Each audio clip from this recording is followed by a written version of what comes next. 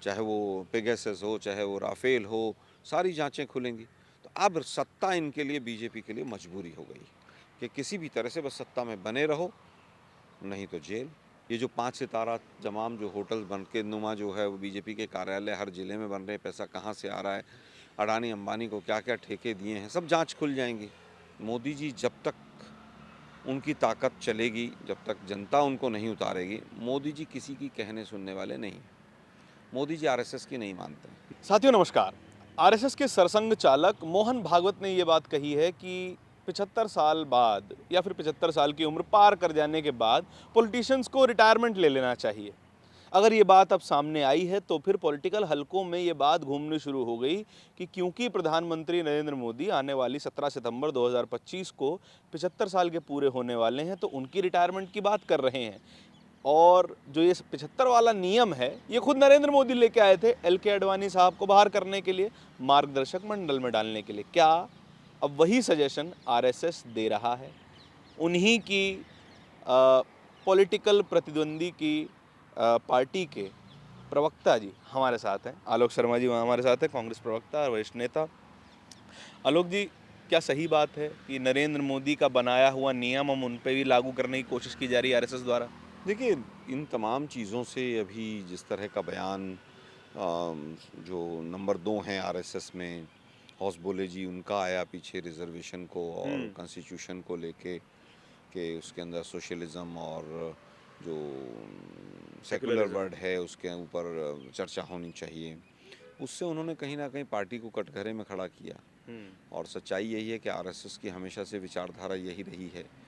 दूसरा, अभी जो 75 साल वाला बयान मैं भी मीडिया के माध्यम से देख रहा था, उससे भी कहीं ना कहीं मोदी जी को उन्होंने संदेश दिया है कि भाई अब बताओ। और मीडिया के कई साथियों ने हमें बताया भी कि आरएसएस ने मोदी जी को कहा है कि भाई अब आपका क्या प्लान है। तो इसका सीधा सीधा मतलब है कि भाई आपने तो 75 साल का नियम आप ही ने बनाया था, आपने सभी को मार्गदर्शन मंडल में भेजा था, तो अब आप भी मार्गदर्शक मंडल में जाएंगे या कुछ और प्लान है आपका। लेकिन मुझे लगता है कि जिस तरह की आज भाजपा है और जिस तरह के इस सरकार के अपने बहुत सारे घोटाले हैं, तो कोई ना मार्गदर्शक मंडल में जाएगा। मोदी जी जब तक उनकी ताकत चलेगी, जब तक जनता उनको नहीं उतारेगी, मोदी जी किसी की कहने सुनने वाले नहीं। मोदी जी आरएसएस की नहीं मानते। आरएसएस को मोदी जी ने जिस तरह से आज आरएसएस के से जुड़े हुए तमाम लोगों को विशिष्ट पदों पर बैठाया है, आरएसएस को इतना महत्व दिया है, तो आरएसएस को तो मज़ा आ रहा है। आरएसएस तो को फिर तो तो आरएसएस चिंता करेगी ना नरेंद्र मोदी जी का कि सारी यूनिवर्सिटी में वीसीज उनके हो गए, वही कह सारे रहा हूँ। और सारी संस्थाओं में उनके अध्यक्ष हो गए, तो वो तो आप ये आरएसएस के देखिए, भले के लिए ही है। यूपीएससी चेयरमैन से लेके तमाम लोग हैं जो आरएसएस के ही कहने पर बनाए गए हैं या हाँ। आरएसएस से जुड़े हुए लोग हैं। यहाँ तक भी सुनने को आता है कि जो जजेस का कोलिजियम जाता है उसमें भी एबीवीपी बैकग्राउंड है कि नहीं, आरएसएस बैकग्राउंड है कि नहीं, ये चेक किया जाता है। जब आरएसएस इतनी गहराई में घुस चुका है तो मुझे लगता है कि मोहन भागवत जी कुछ भी कहते रहें, ये लोग सुनने वाले नहीं हैं। और मोदी जी और उनकी सरकार के नोटबंदी हो, तमाम घोटाले हाँ। हों, गुजरात से लेकर, हम्म। ये लोग सत्ता जब तक आखिरी सांस रहेगी तब तक सत्ता के लिए लड़ाई लड़ेंगे। इनको देश से कोई मतलब नहीं है, देश की प्रगति से कोई मतलब नहीं है, इनको केवल सत्ता चाहिए। ले, और अब सत्ता इनकी मजबूरी बन गई है। लेकिन आलोक जी, ये तो थोड़ा कंफ्यूजन हो रहा है ना कि नरेंद्र मोदी आरएसएस को मजबूत कर रही है और अब नरेंद्र मोदी आरएसएस की ही सुनना बंद कर देंगे क्या? नहीं, आरएसएस मजबूत हो ना हो, आरएसएस वाले ज़रूर मजबूत हो रहे हैं। अच्छा। इंडिविजुअल लोग जो हैं, आप दिल्ली यूनिवर्सिटी में देखिए, किसी भी यूनिवर्सिटी में जाके देखिए, रिक्रूटमेंट देखिए, प्रोफेसर्स को देखिए, पीएचडी के एडमिशन्स को देखिए, पीएचडी के इंटरव्यू को देखिए, कहीं देखिए आप, वाइस चांसलर्स के सिलेक्शन को देखिए, स्टाफ के सिलेक्शन को देखिए, असिस्टेंट प्रोफेसर से लेकर हर लेवल पर आरएसएस की रिकमेंडेशन है या आरएसएस बैकग्राउंड का है। चाहे कितना भी निकम्मा व्यक्ति है, चाहे वो एलिजिबल है चाहे नहीं है, उसको एलिजिबल बनाया जाता है और फिर उसको रिक्रूट कर दिया जाता है।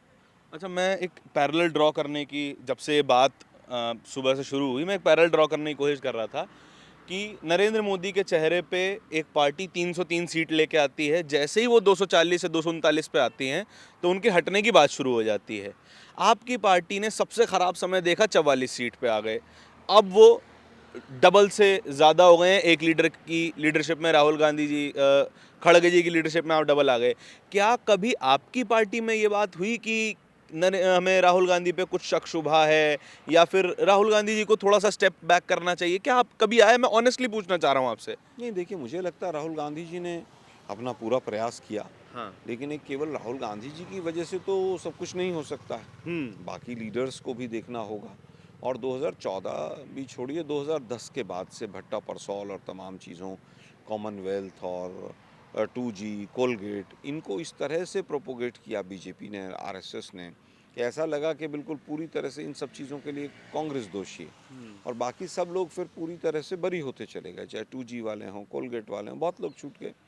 तो मुझे लगता है कि बहुत एक झूठ का पुलिंदा था जिसके कारण हम 44 पर पहुँचे, लेकिन अब लोगों को धीरे धीरे समझ आ रही है। जहाँ तक बात राहुल गांधी जी की है, तो उन्होंने 44 सीट आई, स्वयं रेजिग्नेशन कहा कि भाई मैं जिम्मेवारी लेता हूँ, लेकिन पार्टी हमेशा से राहुल गांधी के पीछे खड़ी रही है। हाँ, खड़गे जी आए, खड़गे जी ने भी बहुत मेहनत की।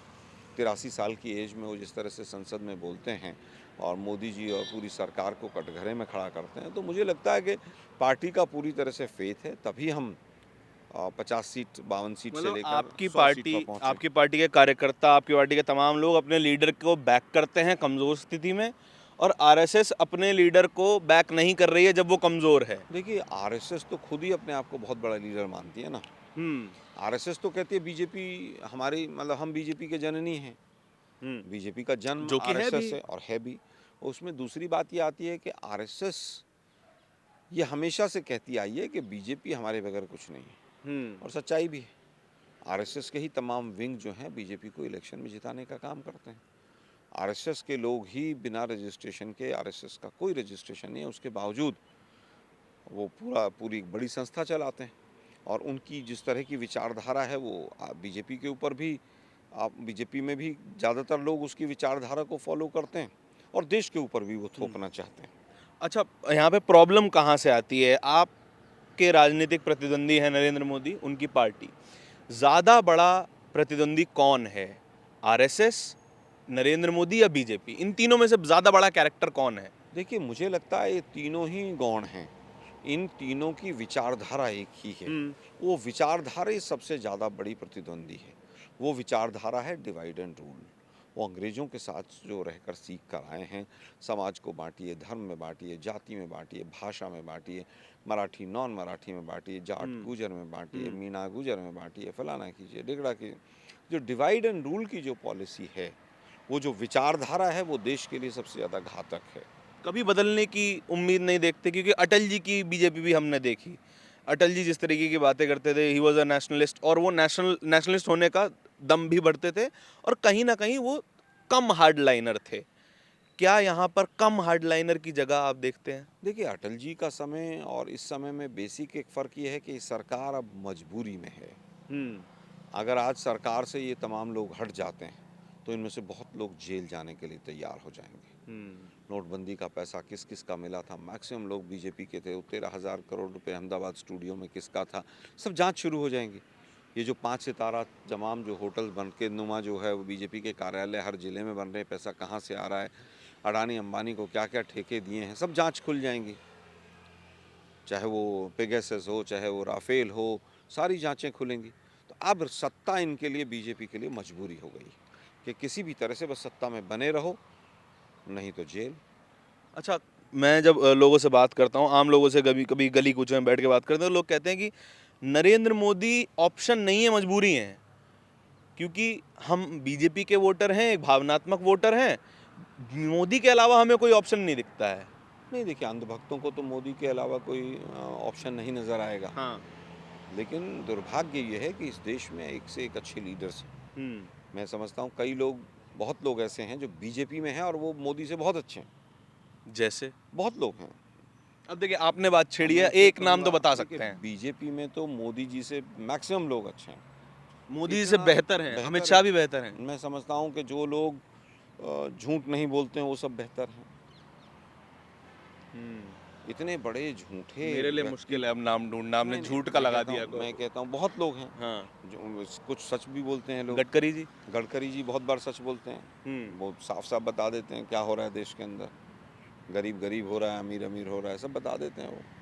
लेकिन मोदी जी तो लाल किले की प्राचीर से भी क्या। जबकि गडकरी जी ज़्यादा क्लोज हैं आरएसएस के बनिस्बत नरेंद्र मोदी के, देखिए मैं वही कह रहा हूँ, आरएसएस की चलवल नहीं रही है जहाँ तक ये मुद्दा है। इसीलिए पब्लिकली अब आके ये बोलना पड़ रहा संजय है। जोशी जी कहाँ हैं? संजय जोशी जी को निपटा दिया कि नहीं निपटा दिया? वो बिल्कुल नेपथ्य में क्यों है? आरएसएस तो चाहती है कि वो आगे आए। कौन पीछे रखना चाहता है? जो सत्तासीन है। मतलब जो सुन नहीं रहे हैं इसीलिए पब्लिकली आके बोला जा रहा है, नहीं तो ये बातें तो प्राइवेट मीटिंग में भी हो सकती हैं, कोई स्वाभाविक है, पॉलिटिकल पार्टी यही उन्होंने करेगी। सुना है, हमने कई बार मैसेज दिए हैं, सुना है मोदी जी नागपुर जाके मिल के भी आए थे, वहाँ भी उनसे पूछा गया था। व्हाट इज हमने योर प्लान? हाँ, आपका क्या अगला प्लान है? तो अब उसके क्या मीनिंग है ये तो मोदी जी आरएसएस बेहतर बता सकते हैं। हम तो मीडिया के माध्यम से छोटी मोटी बातें सुनते हैं। ठीक बात है। देखिए, व्हाट इज़ योर प्लान वाला सवाल अगर एक पॉलिटिशियन की जीवन में अगर आ गया तो समझिए वो रिटायरमेंट की तरफ बढ़ रहे हैं। हम नहीं कह रहे, आरएसएस के सरसंघ चालक कह रहे हैं। What is your plan? आपके इस चर्चा के बारे में क्या राय है? कमेंट सेक्शन में बताइएगा ज़रूर। कैमरे के पीछे मेरे साथी तौहीद के साथ मैं धारण। बहुत बहुत धन्यवाद।